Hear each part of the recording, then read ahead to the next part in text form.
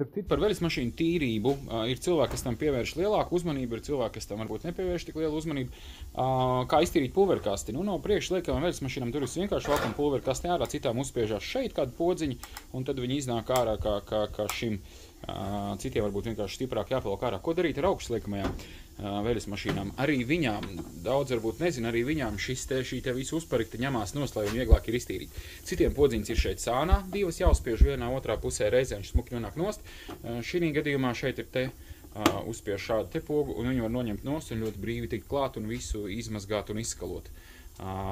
Esiet uzmanīgi viņu visu bāzt kaut kur ūdeni un mazgāt, jo citiem varbūt ir kādas atspērītes tā kā šeit, kas var pēc tam sarūsēt, vai arī tad kārtīgi jāizžāvē, vai arī uzmanīgi ar birstīti jāiztīra. Bet principā jā, noņemam nost, nomazgājam, iztīram kārtīgi, liekam tādā pašā veidā atpakaļ, klikt un darbinam un mazgājam. Viss būs tīrs un smaržīgs.